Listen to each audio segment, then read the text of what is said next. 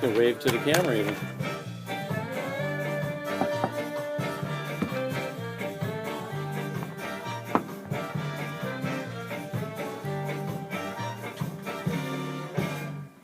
San Diego's Jazz 88.3 and San Diego Jazz in the spotlight there, at least in that half set.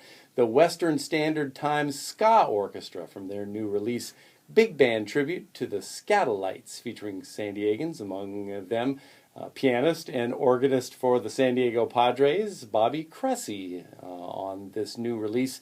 The tune we're listening to right there, James Bond. In front of that, music from San Diego's own Peter Sprague on guitar, with Leonard Patton on vocals. They did a fantastic set up at Idlewild Jazz in the Pines, featuring some of the music from their new disc, Dream Walkin'.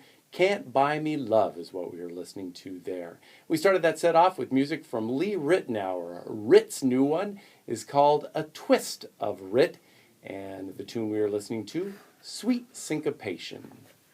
You're listening to the New Jazz Thing. My name is Vince Outlaw, and you are tuned to San Diego's Jazz 88.3.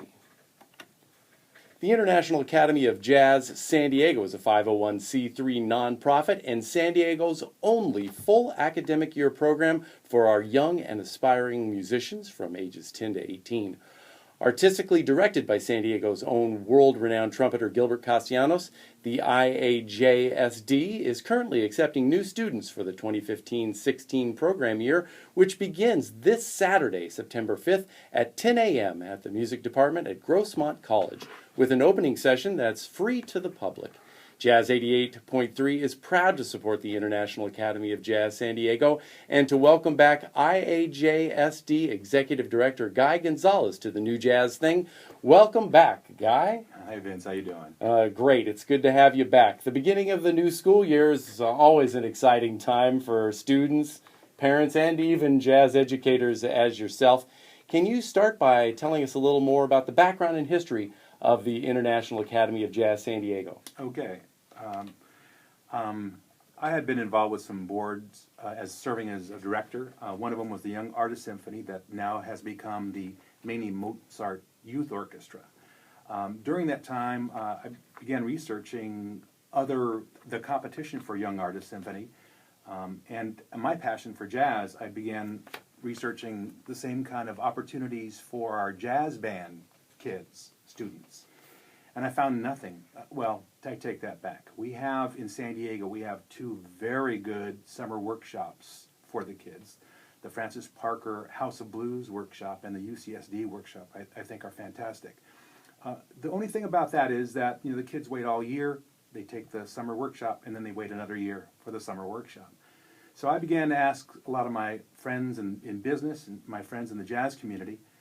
Growing up in this town, playing jazz in this town, got to play with a lot of great performers, great artists.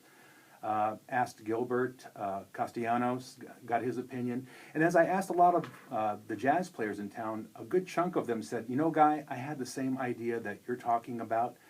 Matter of fact, Dr. John Reynolds, who serves on our board of directors,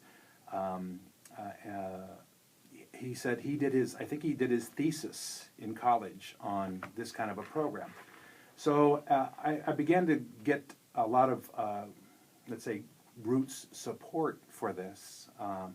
And then with my experience of building businesses over my career and serving on boards of directors, we began formulating how this is going to go and how we're going to launch this. And so I retired early last year in 2014 from my financial advisory practice, which I had for 16 years, to dedicate myself to opening this. It combines a lot of the passions that I carry for music, for education, for jazz, and then my experience in building businesses and serving on boards. So tell us a little bit then about the curriculum and what is involved for students and parents that come into the academy. Okay, let me first correct myself by saying that the International Academy of Jazz is not at this point international, and in terms of an academy, we don't teach. We're not there to teach the individuals. We're there to supply some good, solid group performance opportunities for our kids, our jazz students. But even though it's not international and we're not doing a lot of teaching right now, that is our vision. We'd like to be able to cross borders, and obviously let's call it the low-hanging fruit is we have a border real near us. So we're looking at opportunities there. Gilbert Castellanos, Guy Gonzales, maybe that makes some sense there to look at that border. Mm-hmm. Also the Canadian border, also taking it, who knows where. We're looking at the opportunities around the country once we get this going to be able to offer it to other major metropolitan areas that don't have what we didn't have up until we launched this last year. Mm-hmm. So then it sounds like you're offering the opportunity for young aspiring musicians to come and play in a jazz setting in ensembles. And then how do you divide up the students into groups or into the various kind of ensembles? I guess if you look at a college, they seem to offer jazz group 1, jazz group 2, jazz group 3. How does the academy work? And that's dictated in large part by enrollment. Last year, our enrollment was maybe half of what we expected. We ended up with about 13 students altogether.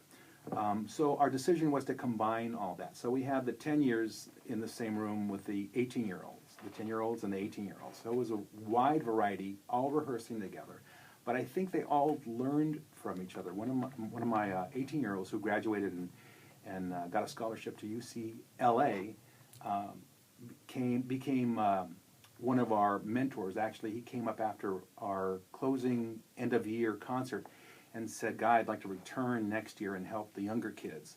So, one of the things that we do for the younger students, because they need an opportunity to develop their rudiments. The way we treat them is a little bit different, obviously, than we teach, or treat our older students. And our older students, to tell you the truth, one of the things that we did, and I'm very proud of, is we had two 18-year-olds, 17, 18-year-olds, that both were accepted to UCLA, and we helped them in preparation for that. I know Gilbert was involved in that. Mm. So then you have an event coming up this Saturday. Tell us about your opening day festivities. How is that going to work with new and returning parents and students coming to this event? It's really exciting, Vince.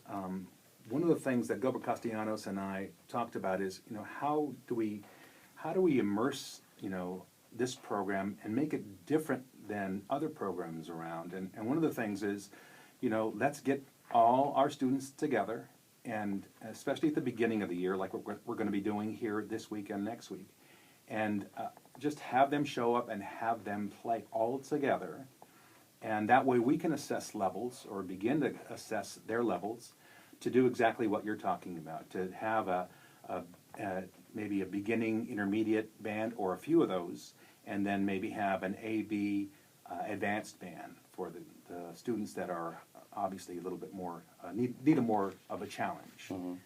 So give folks an idea then of kind of the details. Where do they go? Okay. When do they go? What should they bring? I love the way you tee that up for me.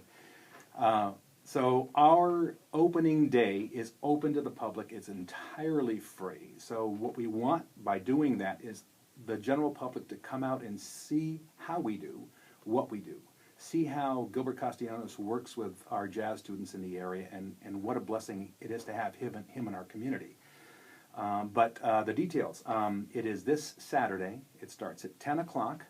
Maybe the first 15 minutes to a half hour is going to be orientation for the returning students and the new incoming students. Once that's done, let's just say it's 10:30ish, we begin a rehearsal. And we rehearse we're inviting all students, new and returning, to bring their instruments, and we'll play. We'll start getting them to play. We want them to play now and early and often. And our goal is to get them out in public as much as possible and prepare them for that. Mm-hmm. And then the Academy is a 501c3, as I mentioned in the opening, nonprofit. So that's got to be a big challenge, and you probably have some challenges that way, as all of us do in this nonprofit space and in jazz music. So what can the general public, maybe some of those who don't have students who are just jazz fans and really want to see the music grow, what can those people do to help you as a nonprofit? Wonderful. And by the way, it's wonderful to have KSDS 88.3 as a partner of ours. One of the things that we talked about early on is developing our strategic partners, and you guys have been a blessing to us.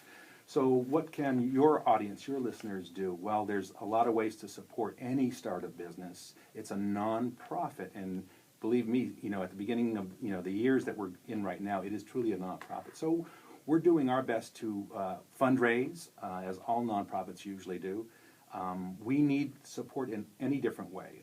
We need volunteers, for the events that we put on. We need help in terms of, professional type help. If there's a CPA or an attorney out there, we're looking for professionals to come in and possibly even take a seat on our board to help us through these early years of our existence and get past the challenges that most businesses have. So in any way, we're looking for new board members, we're looking for volunteers, we're looking for help, setting up, tearing down, preparing events, your expertise in any way. Oh, by the way, one of our new board members is a person you might know, Marshall Hawkins, has just joined our board. So I could go down the list of people who are on a board. You recognize a lot of them. And people will be able to meet the board and the faculty of the academy this Saturday, correct? Absolutely. And so then at the event Saturday, will people be able to talk to you and will you be presenting some of these things in a little more detail about how people can help and what kind of resources you're looking for and those kind of things? Absolutely. We're going to take that, like I said, that first 15 minutes to half hour to just do some housekeeping, tell everybody what we do, how we do it, especially the new families who are bringing their new student to us. I'm sure they've heard about it because a lot of them have heard about it either through Gilbert and his Young Lion series or some of the other performing arts schools in town. And even the Francis Parker, Nate Jarrell over there has been great to us. Okay. Yeah, we'll update everybody on what we're doing, how we're doing it, ask for help as a good fundraiser needs to do. You need to ask for help in all directions. Right. So give folks the information one more time from you. And Okay, one more time. We are the International Academy of Jazz San Diego. We're having our opening day event. That's this coming Saturday, September 5th. We start at 10 o'clock. I encourage everybody and anybody who wants to know more about this to be there. It is at Grossmont College, and that is right off, it's up the 52 on the 125 at, I think it's Grossmont College Way or Drive. But I would just Google that and get, print out a map. But let's see here, what else?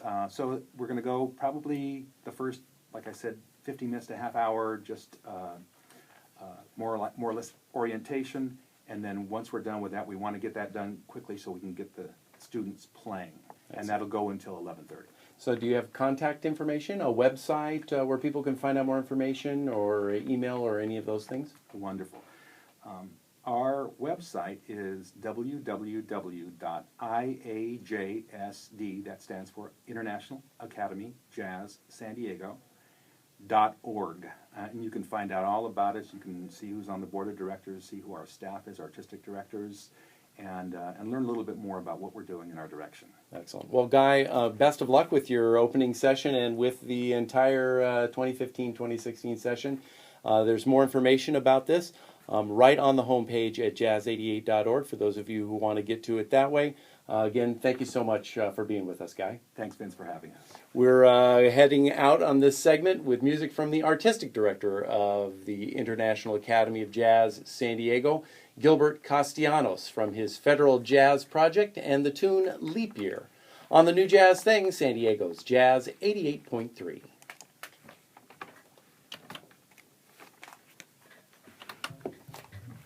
There you go. Thank you, Vince. Mm-hmm.